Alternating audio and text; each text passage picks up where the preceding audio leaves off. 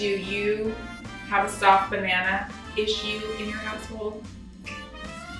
You're not alone.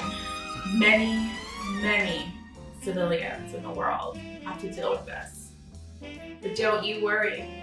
Let me give you a fun Tidbit Tuesday tip of what to do with your soft bananas. First things first, don't ever give up on that banana. Please, whatever you do, give it some love and you will enjoy that banana again.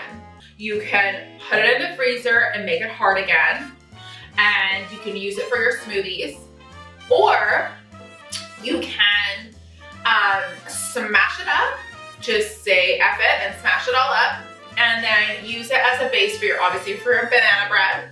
But there's so many great cookies that you can make. There's so many great muffins that you can make. You can even make a banana bread inspired pancake, which is super exciting.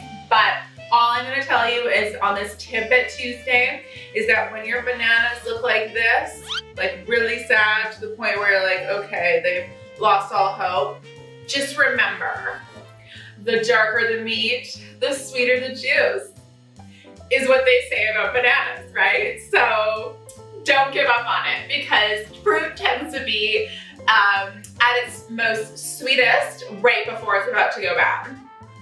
Or in this case, when it's already bad. But don't give up on it. You may not get this again, but you will be able to enjoy this banana once again. Thank you for tuning in to the Almost Naked Chef. I will be pleased to give you another tidbit of the Tuesday next week, so please tune in. Give this a thumbs up if you like it, and please subscribe below, and I will see you next week.